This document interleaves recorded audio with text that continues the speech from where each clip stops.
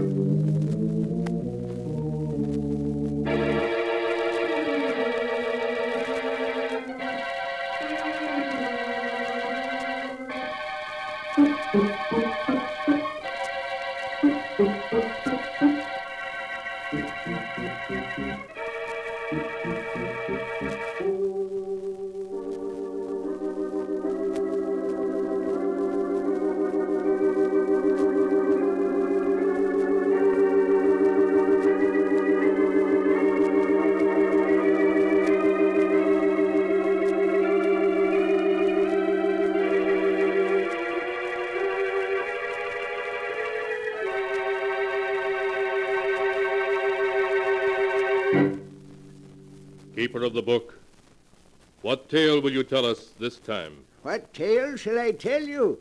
I have tales here of every kind. Tales of murder, tales of madness, of dark deeds and events strange beyond all belief. Let me see. Yes, here's a tale for you. The strange and terrible story of two old ladies and how they tried to escape from their doom. I call the story Escape by Death. My story begins in a big, shabby old house in the country, fully a mile from any other habitation. In a large ground-floor room, which is both their bedroom and sitting room, Martha and Louise Abbott listen to the wind howl outside. Louise is an invalid, confined to a wheelchair. Martha, though able to walk, can only hobble a few steps at a time, so that to them the lonely house is almost like a prison. Oh, listen to that wind, Louise. Oh, I do hate living out in the country like this. We're so isolated from everybody. Oh, yes, Martha. It was so much nicer when we lived in our own house in the village. Even if Roger and Hester are our nephew and niece, we should never have let them persuade us to move out here with them. Oh, what is it, Toby? Queenie? Oh, our mother's darling's hungry. Even Toby and Queenie don't like living here. Yes, they do seem unhappy.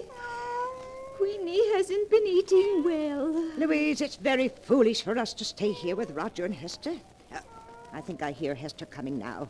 We'll tell her right away that we want to go back to our old home. Here I am at last, Aunt Louise, Aunt Martha. I brought you tea and some cake I just made this afternoon. Thank you, dear. I have the Daily Sentinel for you. George Gibson just delivered it. I haven't even opened it yet. Thank you. Roger, Louise and I have been talking things over. It was very kind of you to invite us to live here with you, but we were much happier living in the village. We want to go back. But, Aunt Martha, it's much better for you here. Really it is. Of course, you're just homesick, both of you. And you'll get over it. Pretty soon you'll love the country as much as we do. Now, we don't want to hear another word about your leaving us. We couldn't be happy thinking of you alone and helpless in the village. Come along, Roger.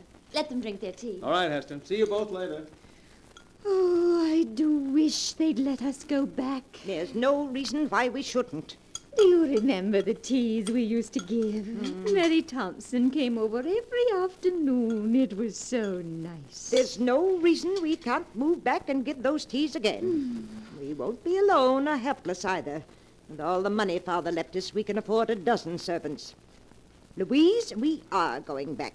I've made up my mind. Oh, Martha, I'm so glad. Listen to Toby and Queenie. They're glad we're going back too, aren't you, you fat old darlings? Oh, they understand you, Mother. They know we're not going to stay here much longer. Of course they do. Well, now that's settled. Let's see what's in the Sentinel. Let's see now.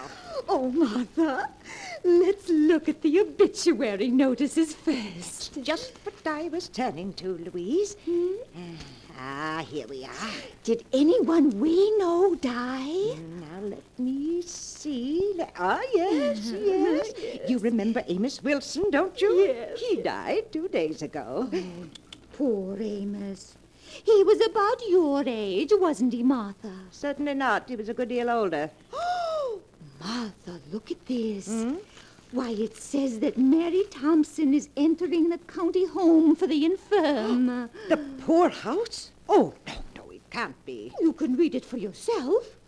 Oh, that dreadful place. I'd rather be dead than in that home. Poor Mary. Martha, after we move back to the village, can't we have Mary come to live with us? Yes, of course. Why, going to the poorhouse would be the death of her. No, it can't be. What can't be?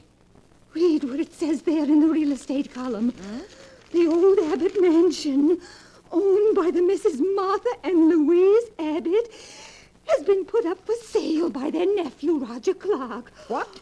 Why, it must be a mistake. Oh. We never told Roger to sell our house. Roger! Roger! Now, Martha, we mustn't get excited. But why should he want to sell our house? I won't permit it. You calling me, Aunt Martha? Yes, Roger. What's this in the Sentinel about our house being up for sale? Oh, is it in the Sentinel? Oh, I'm so sorry. It is a mistake, isn't it, Roger? Well, no, Aunt Louise. But since the house isn't being used, I thought it would be a good idea to sell it. But you had no right to put the house up for sale without telling me. Now, don't get yourself excited, Aunt Martha. If you don't want the house sold, I'll remove it from the market. You must, Roger. We couldn't live if the house was sold. All right. Now I'll take care of everything. Don't you worry. Everything's going to be all right. I don't like it, Louise. I don't like it at all. Why should he try to sell it without telling us? It does seem strange. Louise, we must get in touch with Judge Morris at once. He's the administrator of Father's estate. He'll take care of everything for us the way we want it. I didn't like the look in Roger's eyes just now. I've always been suspicious of Roger, and if you want my opinion, he and Hester are up to something.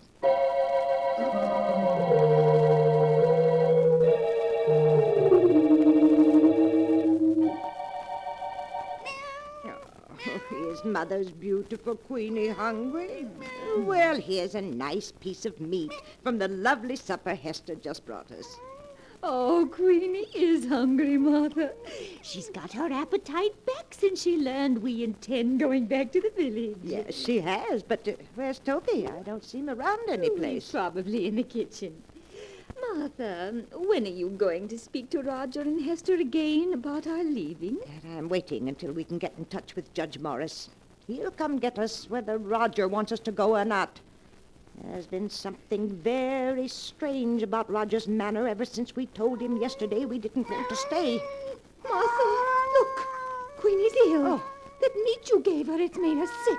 Queenie, oh, what's the matter with Mother's darling? Oh, Martha, there's something terribly wrong with her. Queenie, what is it? Oh, Louise, what can we do? Give her some water, maybe that'll help. Oh, Martha, she's fallen down. She's dead, Louise. Queenie is dead. Oh, no, she can't. But she is, though she was perfectly all right until I gave her that meat. She was so hungry, she just bolted it down. Oh, Martha, she must have choked on it. She's choked to death. Did she? I'm not so sure. Martha, what do you mean? What else could it have been? She acted more as if she were poisoned. Poisoned? Yes, I'm sure of it. The meat was poisoned. That's why Queenie died. But how's that possible? It was poisoned because that meat was meant for us. Martha, you don't mean that Roger and Hester... Yes, Louise. Oh, I see it now. That's why they brought us out here. Why they won't let us leave. They're planning to kill us. They're after our money. Oh, Martha, what are we going to do? We've got to get in touch with Judge Morris right away. He'll save us. But, Martha, how can we? The telephone, it's upstairs in Hester's room, and neither of us can climb stairs. I know that. We've got to figure another way to reach him. Louise, our lives depend upon it.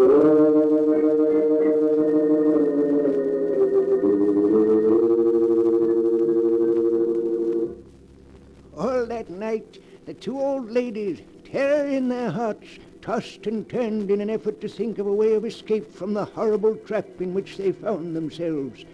In the morning, they thought they had discovered how to do it. When George Gibson, the rural mail carrier, came by, Louise called to him and gave him a frantic message to Judge Morris, which he promised to deliver. However, a few minutes later, encountering Roger, their nephew, George Gibson told him what had happened, and Roger managed to persuade him not to deliver the message. Then Roger hurried home to consult with Hester.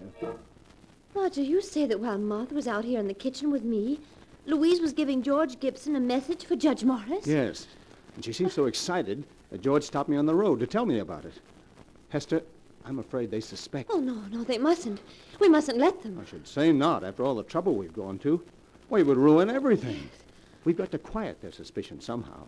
We've got to make them like it here, so they'll be perfectly content to stay with us until they die.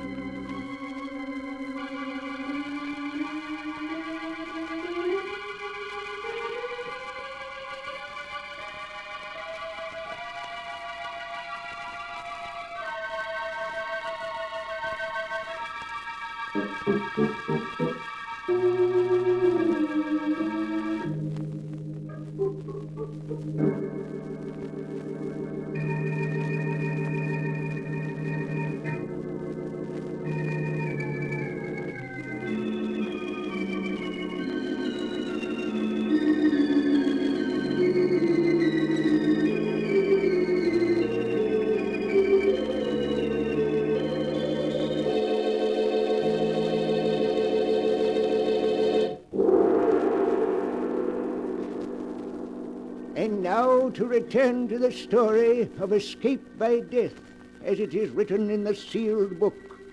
For 24 hours, Martha and Louise have waited in trembling impatience for George Gibson to bring word that Judge Morris has received their frantic appeal for help. Oh, Martha, where can George be? He's more than an hour late. Well, he's probably just been delayed. Maybe the car broke down. He'll be here soon. Yes, here he comes now. He's turning up the drive. Oh, Martha, I was so worried. I told you he wouldn't fail us. But there's Roger taking the mail from him. Suppose Roger doesn't let him see us. He might... Louise, What is it, Martha? What's wrong? that isn't George Gibson delivering the mail. Not George Gibson. No, that's a much younger man. Now he's leaving. Roger's coming back in the house. Martha, where do you suppose George is? I don't know. I don't understand. Perhaps he's sick today. Here comes Roger. Hello, Aunt Martha. Aunt Louise. Here's a magazine that came in the mail. I thought you might like to see it. Thank you, Roger. Why didn't George Gibson deliver the mail today? Oh, you saw that there was a new driver. Well, I'm sorry to have to tell you this, but yesterday afternoon, poor George was killed. Killed? Oh, no. He had a bad accident as he was returning to the village. An accident? Yes, I'd rather not talk about it anymore now. It'll just upset you. Hester will bring you some supper soon. Poor George. Well, that means Judge Morris didn't get our message. Oh, Martha. Don't you see, Louise? That wasn't any accident. George was killed to keep him from going to Judge Morris. Martha, you can't mean that Roger and Hester... Yes, Louise, they'll stop at nothing to get our money. But what are we going to do? We can't get a message to anyone. And they're poisoning our food. We haven't eaten a thing since poor Queenie died. We can't go on throwing the food away or we'll starve. There's only one thing to do. Toby must sample our food. You mean to see if it's poison? Yes, it's dreadful having to risk poor Toby's life, but it's the only thing we can do.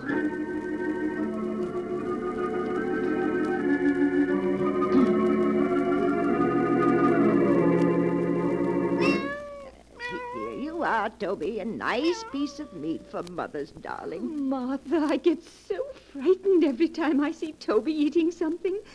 I keep remembering Queenie, the dreadful way she died. Now, Louise, we mustn't think of that. Here, Toby, dear. Martha, why are you feeding Toby? Well, he gets plenty to eat in the kitchen. He'll die of overeating if you aren't careful. I've always fed Toby from my own plate. He expects it. But, Aunt Martha, if you feed that meat to the cat, there won't be enough for you. No. And if you're to get well, you need all that food. Now, I don't want you feeding Toby any more of it. Here, Toby. Come on, boy. Come on. Come on out the kitchen there. Martha and Louise eat their supper.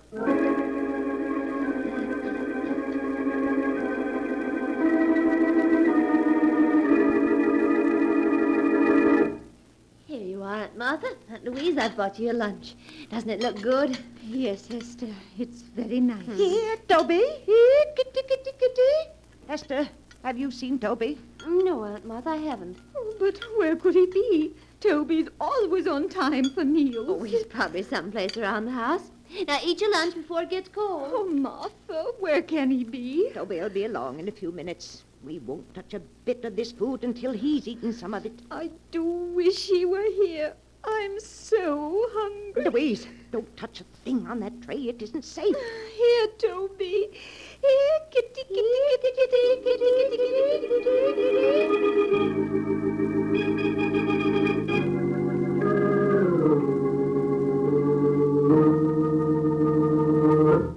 Good evening, Aunt Martha. Aunt Louise, how are you? Good evening, Roger. I have supper here for you, too. Why, Aunt Martha, neither of you ate your lunch. What's wrong? We weren't hungry, Hester. Have you found Toby yet? No, I've looked everywhere for him, but he seems to have disappeared. Oh, no. Now, you mustn't worry. I'm sure he'll turn up all right. Aunt Martha, you and Aunt Louise can't afford to miss meals in your state of health. Certainly not. Now, we want you to eat everything that Hester's brought you. Mm-hmm. You'll make us very unhappy if you don't. Now, please eat it while it's hot. Come along, Roger. I'll get you your supper. All right, dear. Did you hear what she said about Toby, Louise? Yes, he's vanished. Nonsense. They've killed him. You saw how angry they were last night when we fed Toby from our plates. They've killed him so he won't spoil their plans. Oh, Martha, what are we going to do? I'm so hungry that my head spins and I'm dizzy. I know, Louise. So am I. Oh, I hate them. I hate them. We're leaving them our money and our wills. They'll get it soon enough. Why must they kill us? Because they're nothing but common murderers. I distrusted Roger from the minute Hester first brought him to our house. Yes, it's his fault. He's changed, Hester. She used to be such a sweet girl. Oh, if there was only some way to get word to the village or to bring somebody here to help us. Louise, I have an idea. What is it, Martha? There's one way to bring people here. What, Martha? If we were to set fire to the house, somebody would be sure to see the flames. Yes, of course. And then the fire company would come out. Then we'd be able to tell them we'd be saved. Oh, but Martha, Hester and Roger would put out the fire before it could get big enough to be seen. Louise, I know a way we can prevent them from putting out the fire. You do? Yes, we can save ourselves, Louise. We can save ourselves.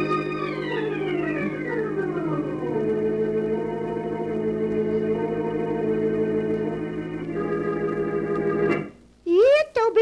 Here, kitty, kitty, kitty. Martha, why are you looking down the cellar stairs like that?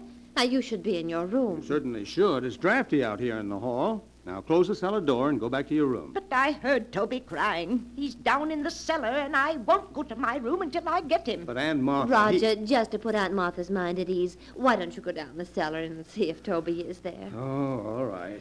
But if you ask me, it's just a waste of time. Please help him look for Toby, Hester. You'll find him so much quicker if you both look for him. Aunt Martha... Please. Oh, very well. But you go back to your room so you don't catch cold. Roger, do you see him? Doesn't seem to be any place here in the cellar. Now we'll see just how smart you are, trying to poison us. There. You won't stop us from escaping now. Now let's get Louise. Louise! Louise, it worked. You mean you were able to lock them in the cellar? Yes, and with the door locked, they can't get out. They found out they're locked in. Now, don't you worry about it, Louise. I'll take care of everything. What are you doing with that kerosene lamp, Martha? Pouring the kerosene around the room so it will burn better. There.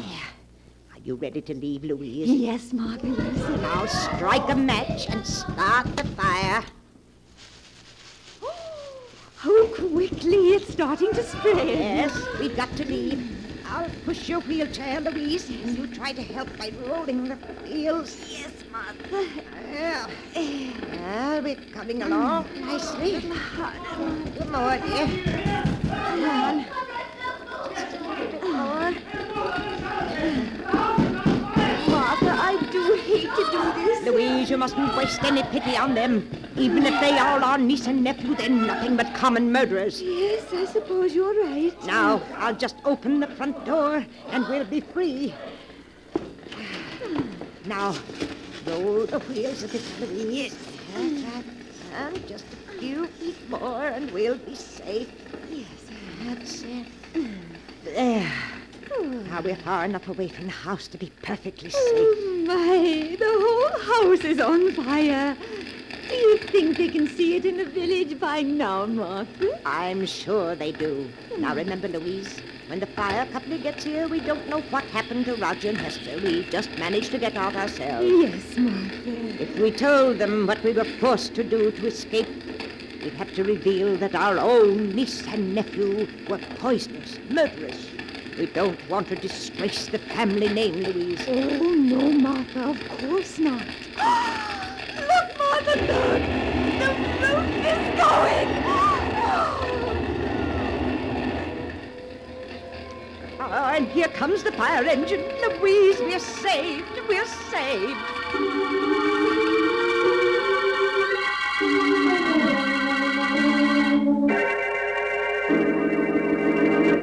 Good morning, Judge Morris. Good morning, Miss Martha, Miss Louise.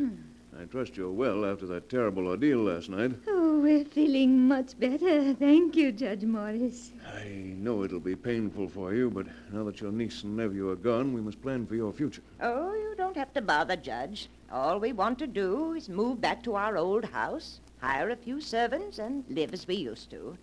Yes. And I was wondering if you could arrange to have Mary Thompson come live with us. I won't hear of her going to that dreadful home for the infirm. Why, the poorhouse would be the death of her. Oh, no, we can't let her go there. With all the money Father left us, there's no reason why she should. Ladies, I'd hoped I'd never have to reveal the truth to you, but now it appears I must. The truth? I don't understand, Judge. Some weeks ago, the bonds in the trust fund your father left you became utterly worthless. What? Your nephew and niece were afraid the shock of learning you were penniless would be too much for you. So it was decided to keep the news from you. That's why the three of us persuaded you to move in with them. Your house here in the village had to be sold to meet the debts of the estate. But that can't be. Father left us so much. It's all worthless now. Perhaps I should have told you this a month ago. But your niece and nephew wouldn't hear of it. In spite of the fact that they had only Roger's salary to live on, they were determined to prevent you from ever learning of your misfortune. Oh, but the deaths of poor Queenie and Toby, of George Gibson. George Gibson? Yes. I'm afraid I don't understand. Surely you heard that he was killed. The tire blew out and his car turned over. You mean he wasn't murdered? Certainly not. Oh, You feeling well? Has my news been too much for you? no. Well, now that your niece and nephew are gone, there's no one to support you, I'm afraid there's only one thing left. One thing left? What's that? I'm sorry to say, believe me, I am. The county home for the infirm. Oh. The poorhouse.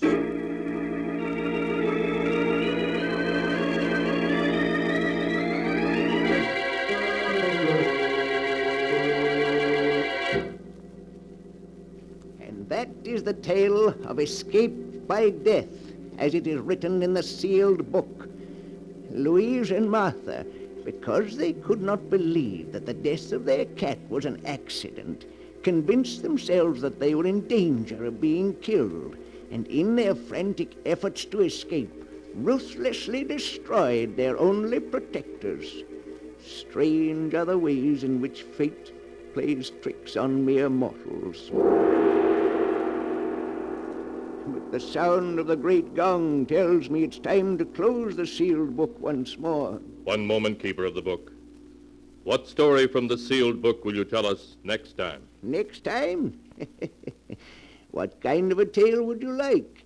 A story of ghosts, of vampires, of werewolves howling in the night? A tale of dark plots and evil deeds? Of a strange fate overtaking the guilty? Let me see. I'll find one for you in just a moment.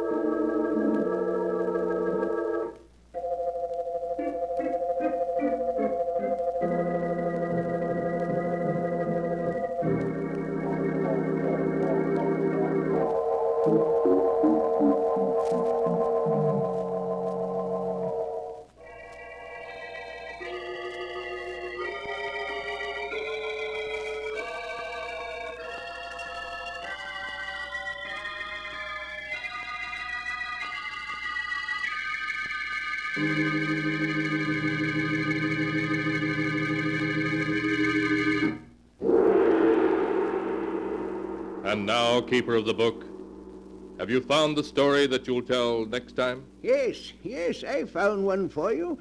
It's the amazing story of a woman's jealousy, so great that it would not let her lie quietly in her grave, but made her seek revenge even from behind the dark veil of death. I call it Death at Storm House. Be sure to be with us next time to hear another strange and mysterious story from The Sealed Book. The Sealed Book, written by Bob Arthur and David Kogan, is produced and directed by Jock McGregor.